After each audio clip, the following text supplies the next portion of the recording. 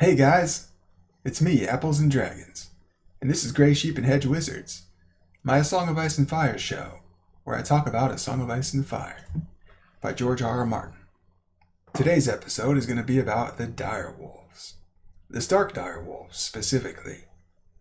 Greywind, Ghost, Lady, Shaggy Dog, Summer, and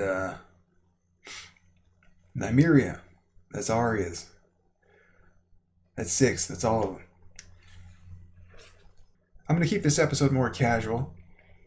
It'll just be a meandering exploration of the Direwolves and things that they do and what they symbolize in the story and cool literary things that are happening with them. If you haven't read A Song of Ice and Fire, go away. I mean it.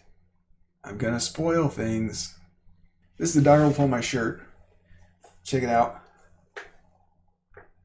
It's probably just a wolf, but it's a direwolf now because I said so. It'll represent all 6 of the Stark direwolves, 5 of them in one way and 1 of them in another way. Where to begin? At the beginning, of course. The first time we see direwolves is when the Starks find a direwolf in the snow. A dead mother direwolf in the snow, who apparently gave birth after death, or during, it's unclear. But I suspect that that direwolf may not actually be the first direwolf in the story, because there's a line in the prologue of a wolf howling. In the first non-prologue chapter, Brand 1, somebody says that there are direwolves north of the wall.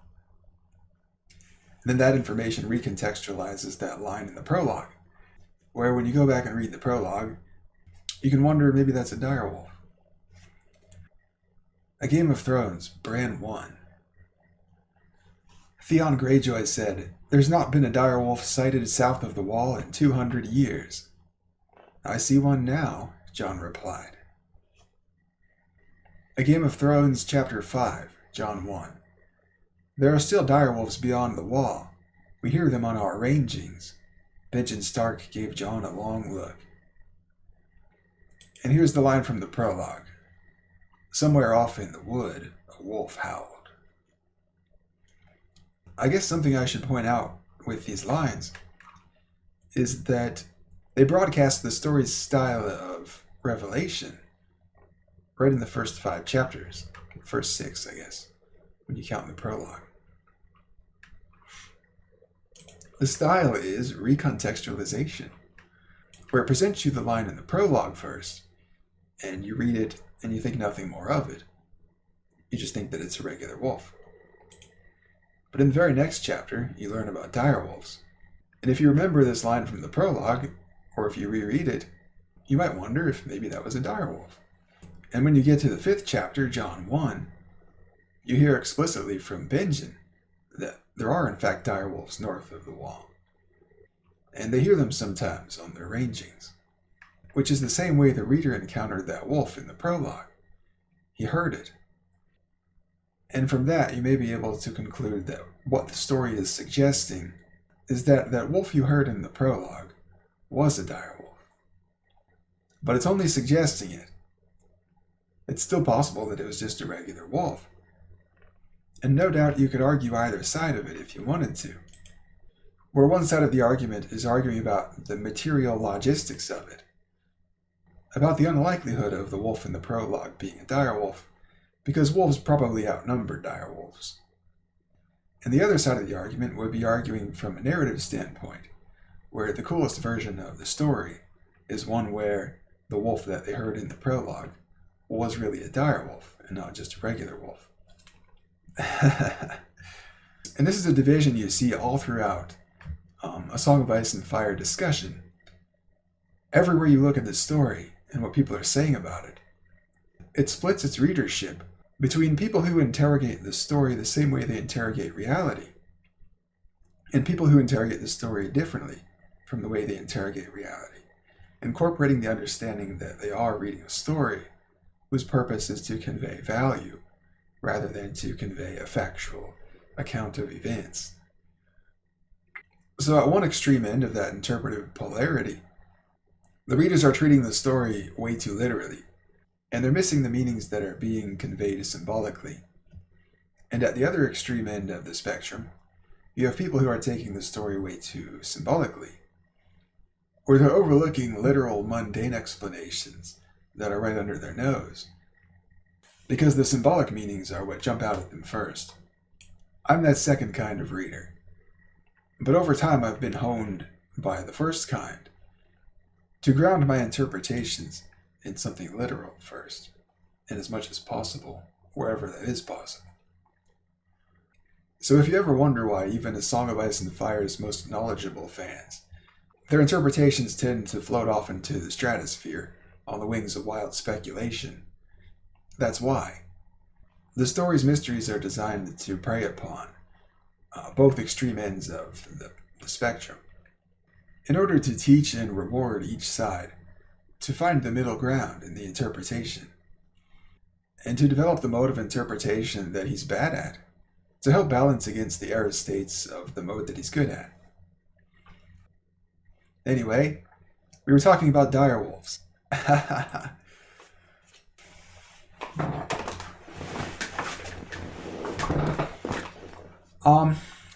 The most notable thing, I guess, that I could talk about direwolves is that they represent the Starks' subconsciouses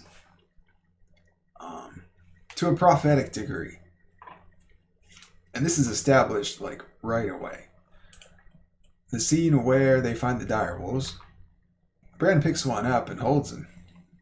And it's probably summer, because it's Bran holding it. This is game Bran 1. The sooner the better, Theon Greyjoy agreed. He drew his sword.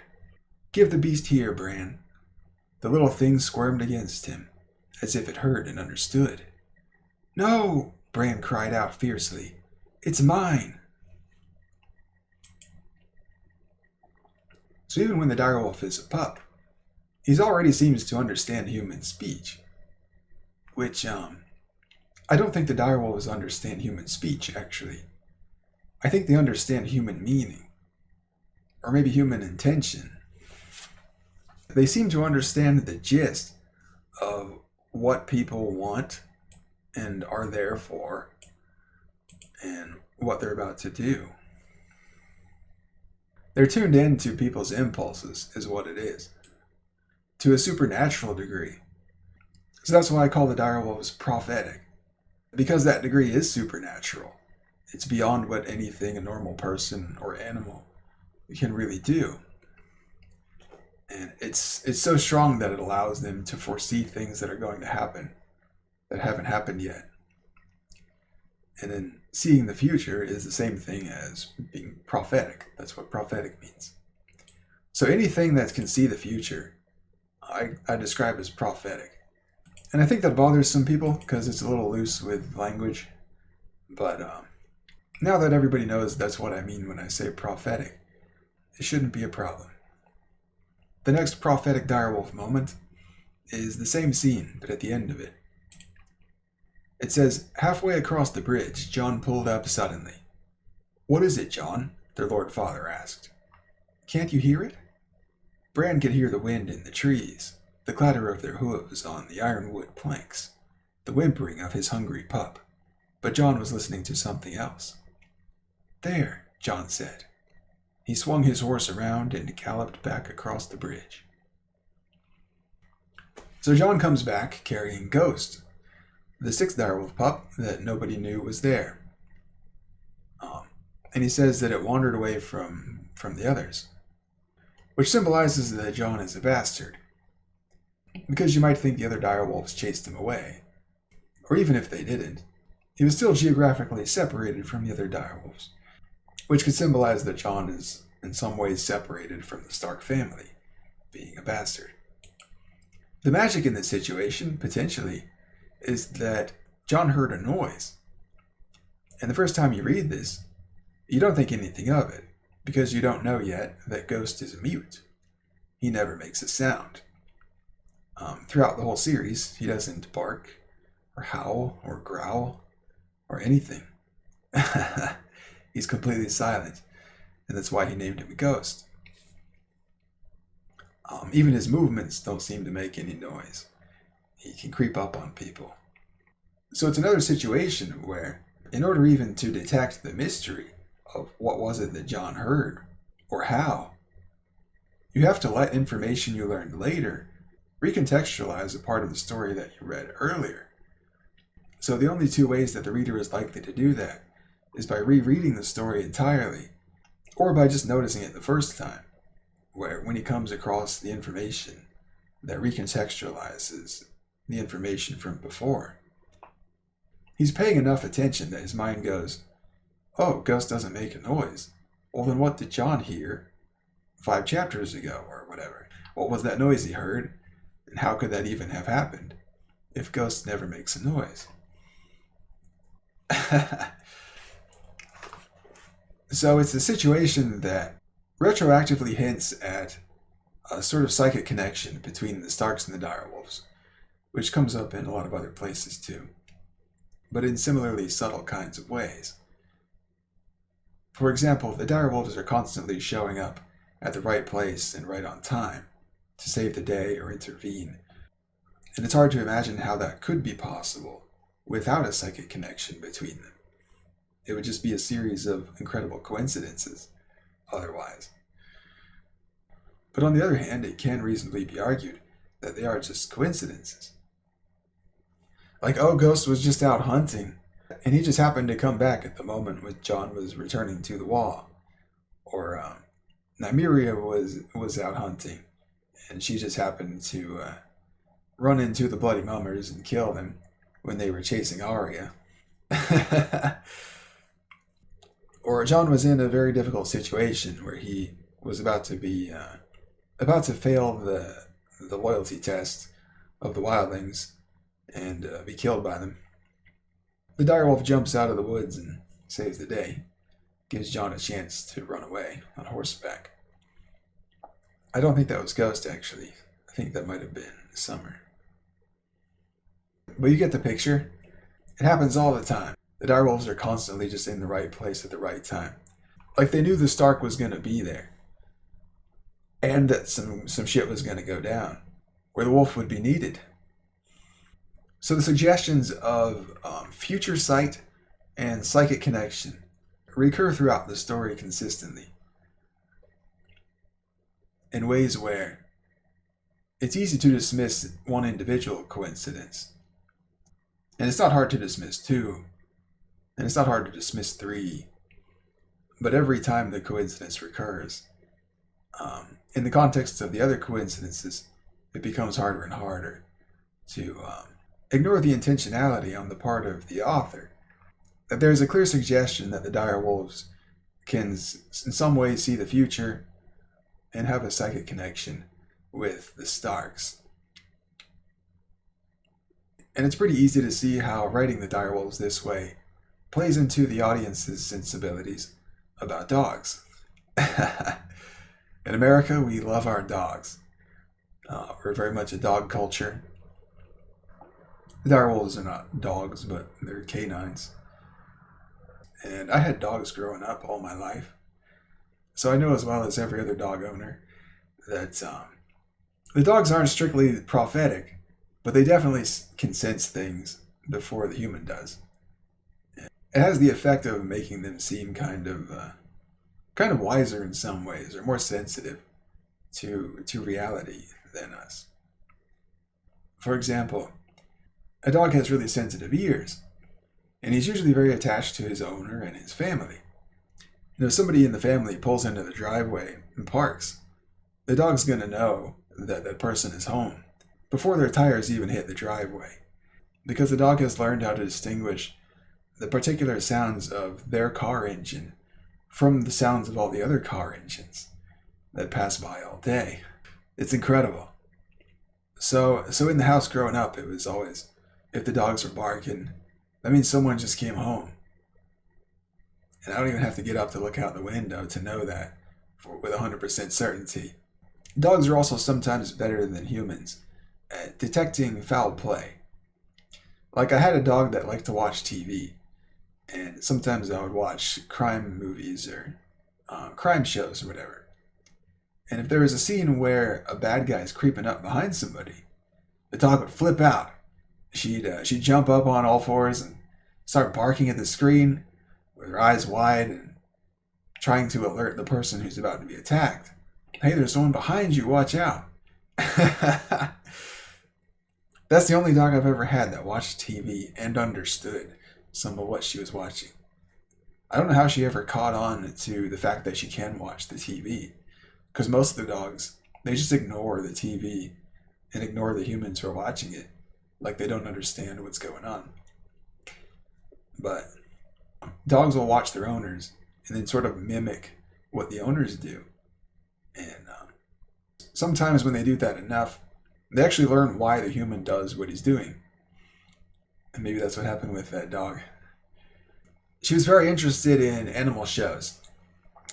And that's probably what kept her attention long enough to learn that the TV is a source of entertainment in the beginning. She would just watch other dogs on the screen. But anyway, detecting funny business. Dogs are actually really good at that because they're dumber than humans, which is counterintuitive, but it makes sense when you think about it, because the more smart you are, the further you can be misled from basic self-evident truths, like this person's being kind of shifty right now. Intelligence makes you better at convincing yourself of things that are not true. So if you have company over and you're distracted from them, or you've convinced yourself of an alternative explanation for his behaviors that would otherwise be strange, the dog's not going to buy it. The dog's going to position himself between you and that person to play guardian for you. He might growl a little bit.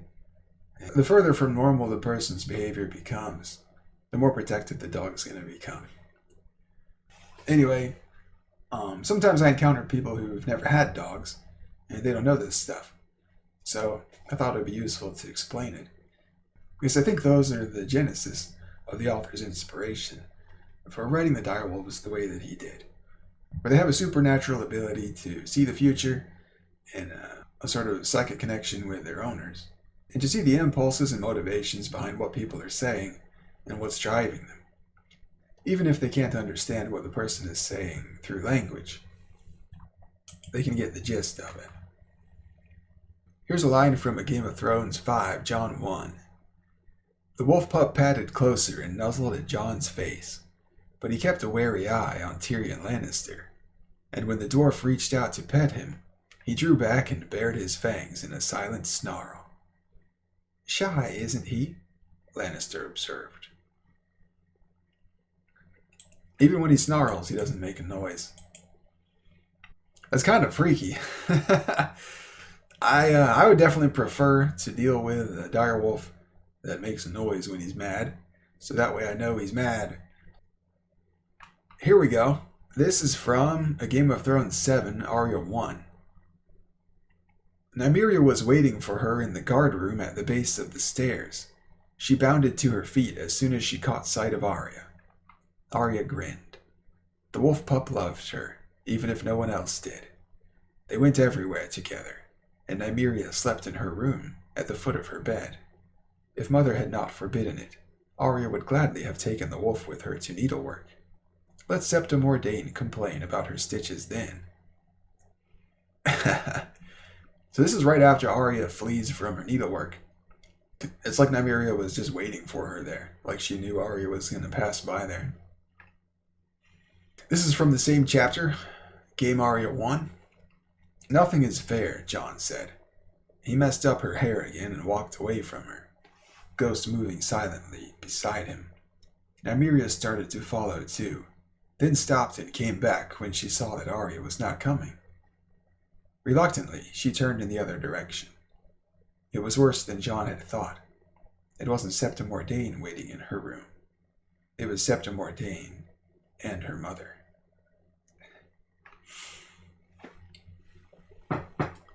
So this is right after Jon and Arya have been hanging out watching the boys sword fighting in the yard and talking about their lots in life. Why a girl has to do needlework, and why a boy has to do sword fighting, why it can't be the other way around, things like that. And we can see that they're close.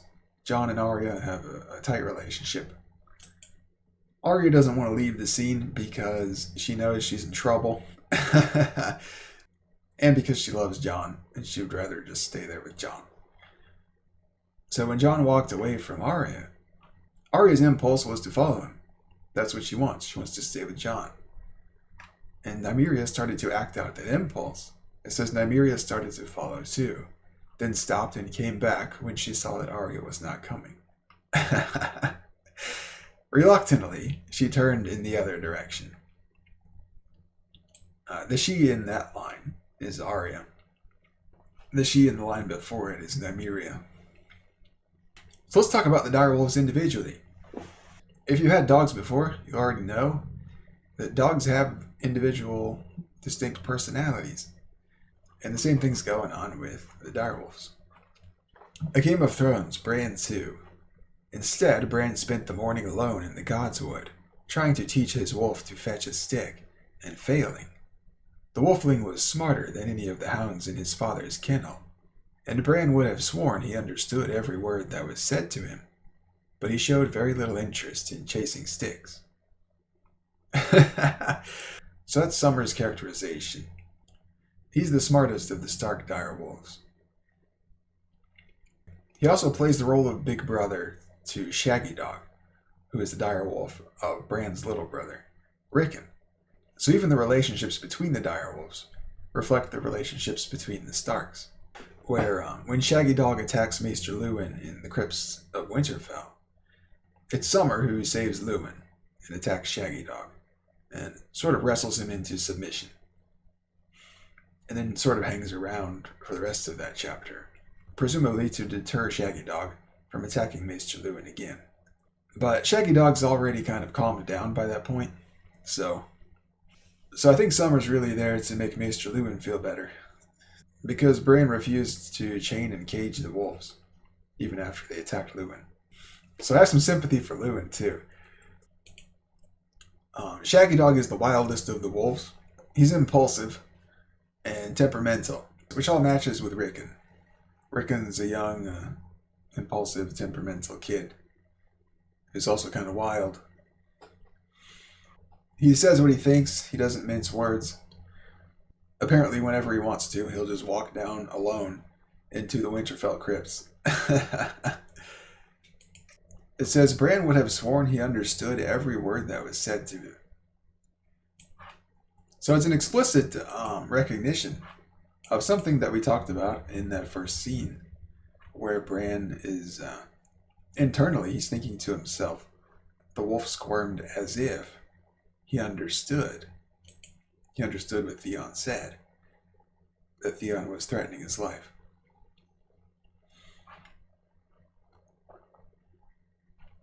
I don't know if the direwolves do understand words. They might. But I'm sure that they at least understand the meanings of the words, the gist of whatever's being conveyed, as long as they're there to hear it or see the person. Alright, this passage is from right before Bran falls. It says, the wolf did as he was told. Bran scratched him behind the ears, then turned away, jumped, grabbed a low branch, and pulled himself up. He was halfway up the tree, moving easily from limb to limb, when the wolf got to his feet and began to howl. Bran looked back down. His wolf fell silent, staring up at him through slitted yellow eyes. A strange chill went through him. He began to climb again. Once more the wolf howled. Quiet, he yelled. Sit down. Stay. You're worse than Mother. The howling chased him all the way up the tree, until finally he jumped off onto the armory roof and out of sight. The Game of Thrones, Bran 2. It's like Summer is trying to warn him that something bad is about to happen to him. He's about to be pushed from the tower and be paralyzed from the waist down. And then as Bran is falling, we get this line. Somewhere off in the distance, a wolf was howling.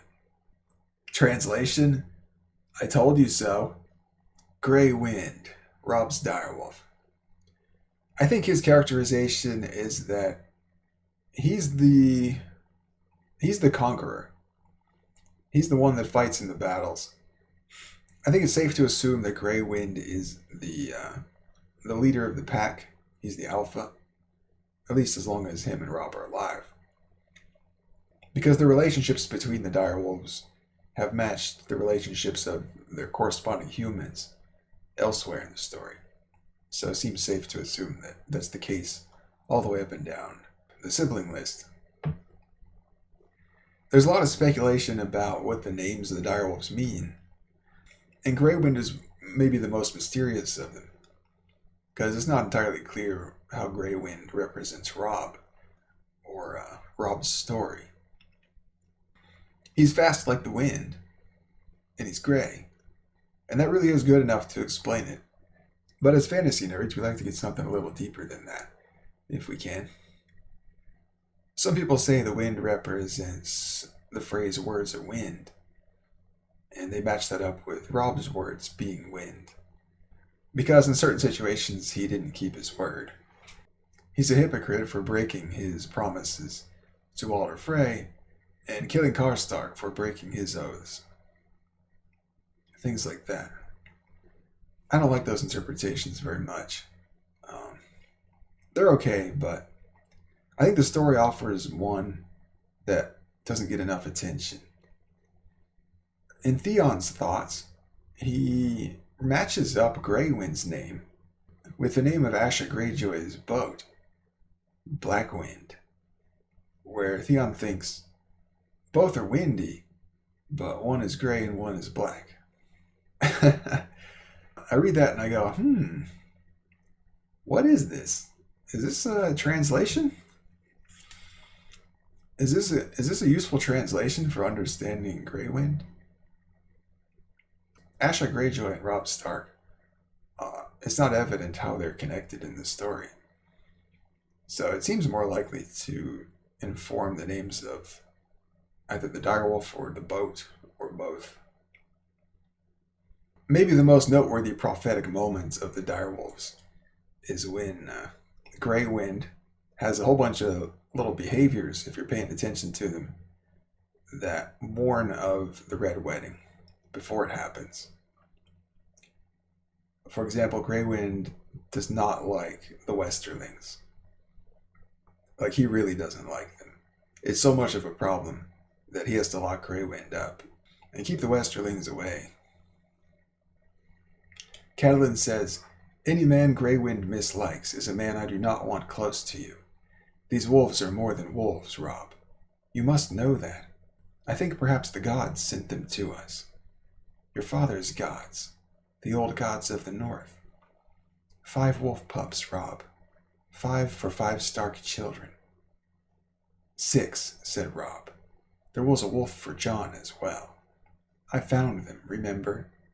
I know how many there were and where they came from. I used to think the same as you, that the wolves were our guardians, our protectors. Until, she prompted. Robb's mouth tightened. Until they told me that Theon had murdered Bran and RIckon. Small good their wolves did them." So this is the stage in the story where Robb is starting to reject his Starkness, basically. He's running afoul of the theme about identity, where you shouldn't reject your heritage too much. You should try to incorporate it and make it work for you. And the direwolf represents his heritage. Well, it is his heritage. The Starks have a heritage of having direwolf companions. The Stark kings in the crypt all have a direwolf at their feet. So he stops heeding his direwolf's warnings, and he starts locking his direwolf up, just speaking ill of the direwolf, really. Sort of making fun of it, like, should I have him sniff all of my knights to see if he likes them or not? Things like that. Robb says Grey Wind doesn't like her uncle either. He bares his teeth every time Sir Rolf comes near him. A chill went through her. Send Sir Rolf away, at once. Where? Back to the crag, so the Lannisters can mount his head on a spike. Jane loves him. He's her uncle, and a fair knight besides. I need more men like Rolf Spicer, not fewer. I am not going to banish him just because my wolf doesn't seem to like the way he smells. Big mistake, Robb. Jon makes the same mistake right before he gets killed. Melisandre tries to warn him. Keep your direwolf close. Heed him. I think Ghost is the only direwolf who has red eyes, which is pretty freaky. You can imagine a red-eyed wolf staring at you in the dark. Shaggy Dog has green eyes. I don't remember Summer's eyes. I would guess yellow. I don't remember Nymeria's. I bet Grey Winds are just gray. I don't remember Lady's. I don't even know if Ladies are given. Lady was the smallest direwolf, and the nicest. Ned killing her was a big mistake. He needed to let her go, to send her off into the woods, or fake her death, or something. He betrayed his gods when he killed Lady and his family, which is a pretty harsh criticism of Ned, because Ned was in a position where he didn't really have a choice. Like, for all practical intents and purposes, he did the right thing. You've got to do what the king says. Because he's your king, even if you don't agree with him, you got to do it anyway.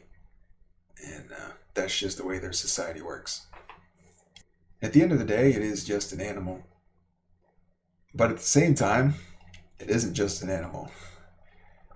Catelyn tried to impress upon Ned that the direwolves were sent by the gods to protect their children and their family.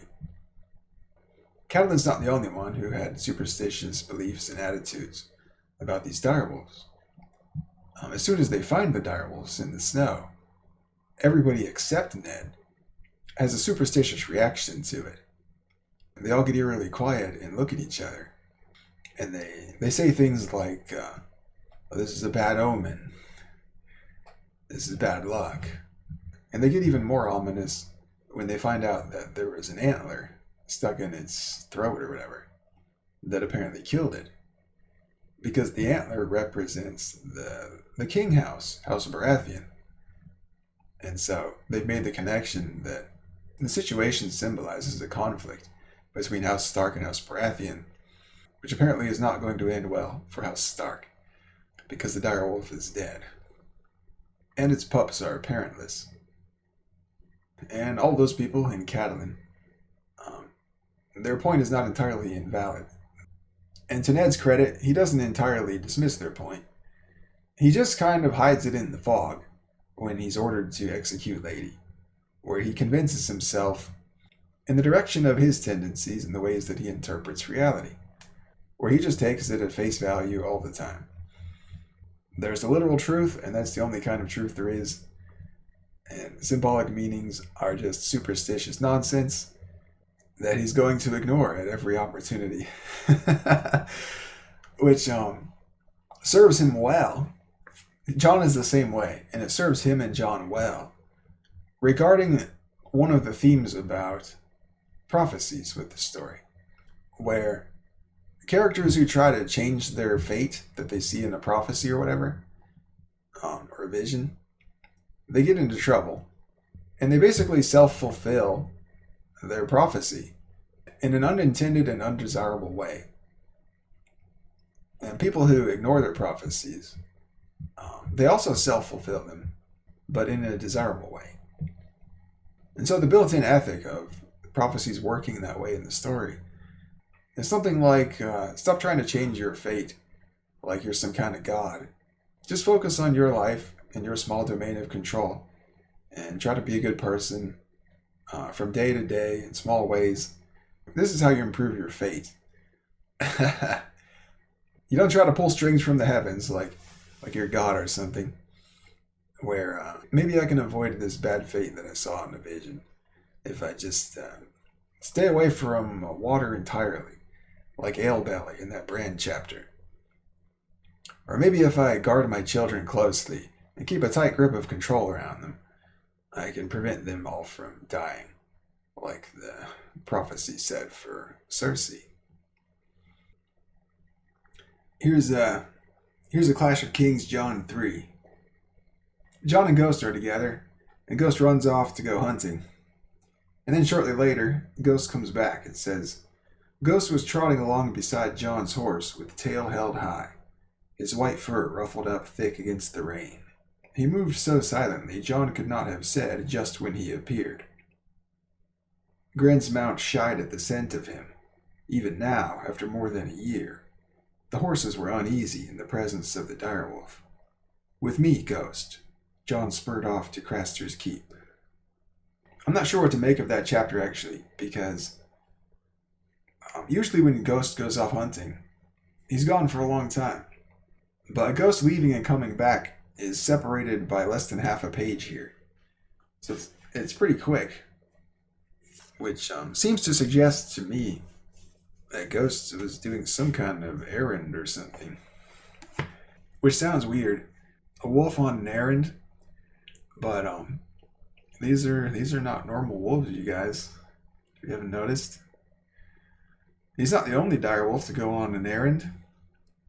There was Nymeria at House Mooten. She kidnapped a baby, apparently. That could be a whole video by itself. Well, it could be a third of a video. It needs to go with a couple of other situations that relates to the topic of tall tales. Tales that sound unbelievable that you hear from the small folk. And you're trying to figure out what the nugget of truth is in them, if anything, and how to tell the difference between which parts of the story really happened and which parts are made up. Anyway, I've been talking for a while. I feel like the direwolves are sort of beginner level stuff, but I'm still pretty early in my episode count here, that I feel like I probably should not neglect the beginner stuff. And it's probably going to be important later to have that groundwork laid for when I go into more depth about specific situations. Anyway, I hope you guys liked this direwolf episode. I'm going to call it there for now. That was episode 21, I think. Thank you for watching. I hope you got something out of it. I'll see you next time.